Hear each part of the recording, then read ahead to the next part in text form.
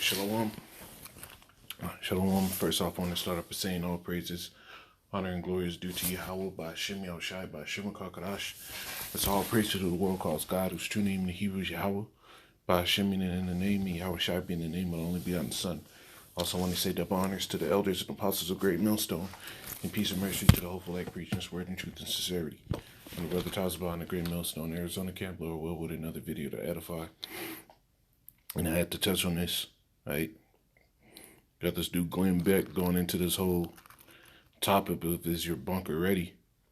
And this is how Esau and elite think. They believe that they can escape the judgment and the wrath of the Lord by digging underground, going up into their space stations, right? And going under the sea. They really believe that they can escape the hand of the Lord. So like you have to get a drink. They really believe that they can escape the hand of the Lord. Like the Lord can't reach where you at. Right? There's another scripture. I'm forgetting how it goes exactly. But it basically boils down to saying, man,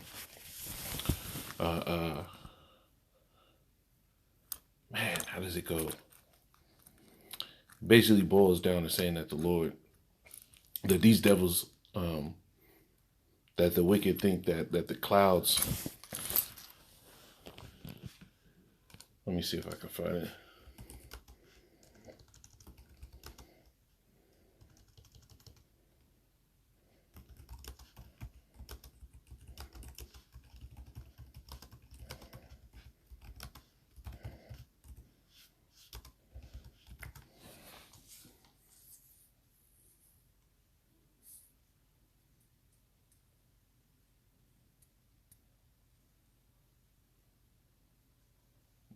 That's not it. Man, I wish I knew the exact. Let me see if this is. It might be Job. Might be Job the 22nd chapter. So,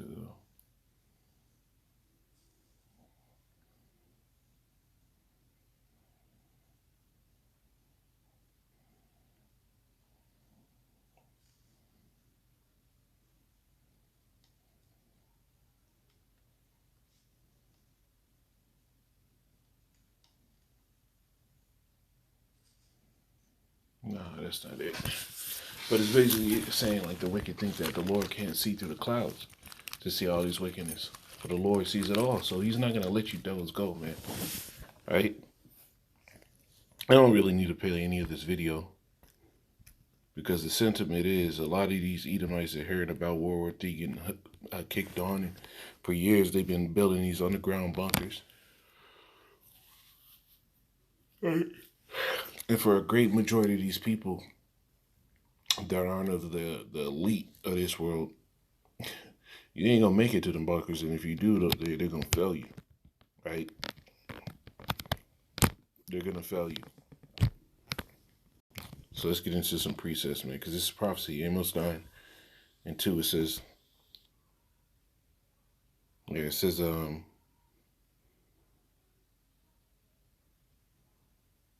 let me start at 1. It says, I saw Yahweh standing upon the altar, and he said, smite the lintel of the door, that the posts may shake, and cut them in the head, all of them. And I will slay the last of them with the sword. He that fleeth of them shall not flee away. He that escapeth of them shall not be delivered. Right? So the ones that try to get away and escape, hey, you think you're going to be good, but you're not, right? Verse 2, it says, though they dig into hell, then shall my hand take them. And what is this hell is talking about? Though you dig into the ground, right? Digging into the earth, trying to sit here and go all these miles down, these frameworks, these tunnels that, right? It don't matter how deep you go, right? The hand of the Lord is going to get you. The hand of the Lord, the judgment of the Lord is going to catch up with you, because at the end of the day, that's what's written, right? The Lord is not a power that you can outsmart. It says, though he dig into hell, then shall my hand take him. Though he climb up to heaven, right? Them space stations that they want to build, right? Just a little bit ago, I think it was I don't think it was Bill Gates. I think it was Tesla. I think it was Elon Musk. I forget exactly who it was, but they were sitting there talking about nuclear powered ships, nuclear powered planes that would never have to land. Well, that stuff ain't gonna save you either. These devils have been working on these plans, man. It says, though they climb up to heaven, thence will I bring them down. It says, and though they hide themselves in the top of Carmel, I will search and take them out thence. And though they be hid in my sight in the bottom of the sea, right? Them underwater bunkers, right? Thence, right? In the hiding in the top of the mountains, right? Hiding in the top of the mountains. That's going into they have a, what is that mountain bunker that they were talking about when Trump was in office, right? It was built into the mountain. You had a door that's supposed to be able to survive like 3 massive nukes that they're trying to say, and the whole mountain is basically granite, so it's damn near impenetrable, right? So that's part of it. This is all the scriptures, man. All of it speaking. I will search them out thence, and though they be hid in the sight of the bottom of the sea, thence will I command the serpent, and it shall bite them. And though they go into captivity before their enemies, thence will I command the sword, and it shall slay them. And I will set my eye upon them for evil and not for good. You see, no matter what, no matter where you go, you're gonna be found out. You're gonna be found out, and the judgment of the Lord is gonna come against you. This is Wisdom of Solomon 16.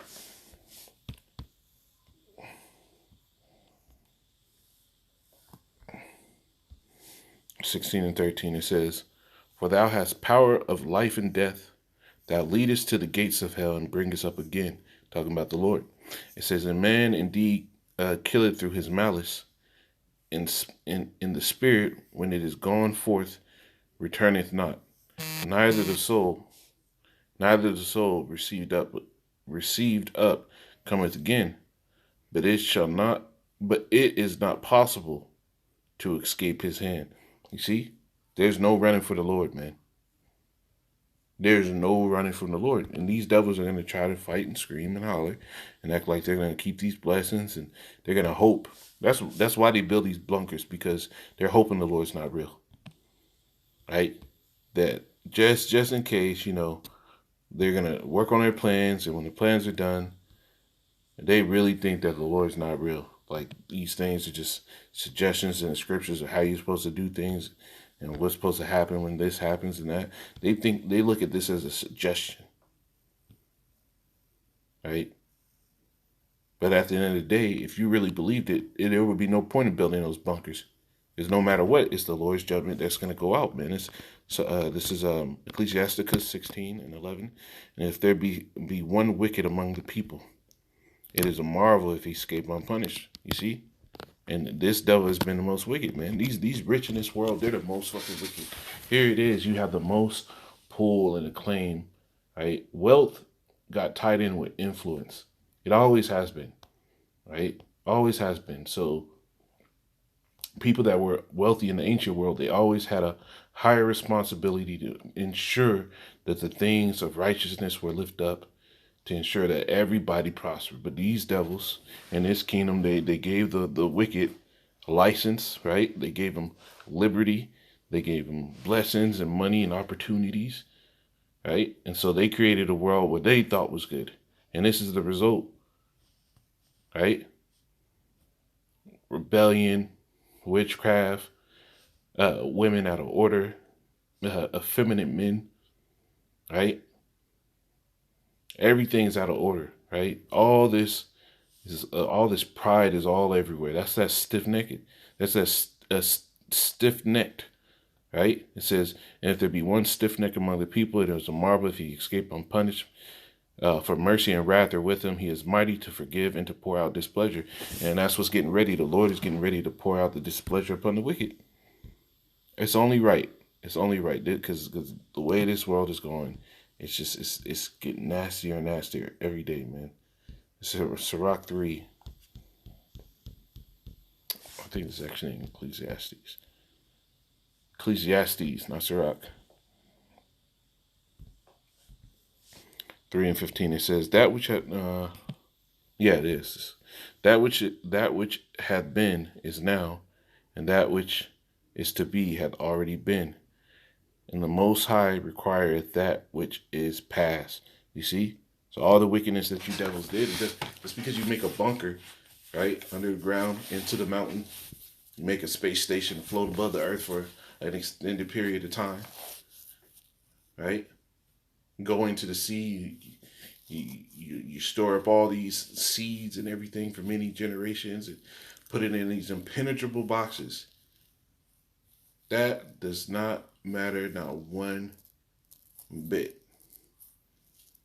Not one bit does it matter. Because at the end of the day, the very end of the day, the Lord is going to require everything that happened before, right? All your deeds will be repaid, man. 2 Peter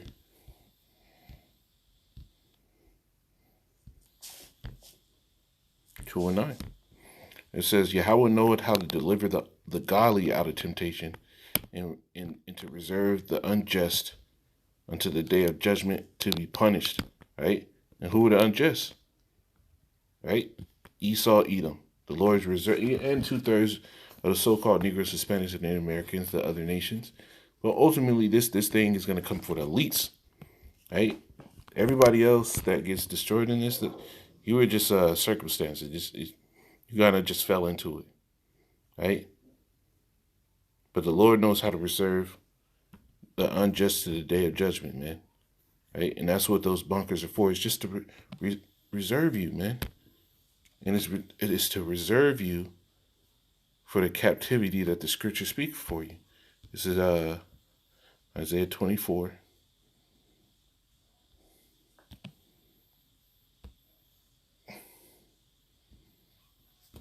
And 20. It says the earth shall rear to and fro like a drunkard, talking about the destruction. That's what they're making the bunkers, right? Talking about those nuclear missiles hitting the earth. It shall rail to and fro like a drunkard, and shall be removed like a cottage. And the transgression thereof shall be heavy upon it, and it shall fall and not rise again. And it shall come to pass in that day that Yahweh shall punish the host of the high ones that are on high. And who are the hosts of the high ones that are on high? Esau, Edom, all their governments, everything in this world, right? All these people that are set up in this world, these governments, right? These small governments, large governments, these people that boast themselves against the Lord. The whole new world order plan is all against the Lord. It's not listening up to what the Lord said. It's taking away what the Lord said. The rights of the people are getting taken away, all that, man. So the Lord is coming to punish the hosts of the high ones that are on high. It says, and the kings of earth, upon the earth. It says, and they shall be gathered together as prisoners are gathered into a pit. And he shall shut up and shall be shut up in the prison, and after many days shall be visited. See? Right? You're going to be shut up in those bunkers. You're going to be shut up. There's going to be a day where we rip you out and we might throw you in prison for a while. And after a while, what? You're going to go right into captivity. That's what the Lord's preserving you for. That's why he's allowing you to build those bunkers. Because there's going to be a day real soon where we're going to slap chains on your hands, on your ankles, on your neck. We're going to bar your mouth shut, and you will be forced to work just like we were. Right? It's Isaiah 14:2. It says, and the people shall take them and bring them to their place, and the house of Israel shall possess them in the land of Yahweh for servants and handmaids, and they shall take them captives, whose captives they wore, and they shall rule over their oppressors. And Esau has oppressed us, the other nations have oppressed us, and this is why you're being preserved. Those bunkers are only meant to preserve you to go into captivity. That's it. Right? And it's going to be a glorious thing to be with a brother throwing chains on a fucking heathen, man. It's going to be a glorious thing to know, like, hey, brother, these niggas deserve this, man. It's not even going to be in our mind to hold back. Right? But we're going to say, hey, brother, all right, let's make the Lord proud with this one. All right? That's it. That's all it's going to be, man. But Lord willing, to edify them and say, call Allah, Yahweh, Sheman, Shabbat, Shem, Krakadash. Shalom.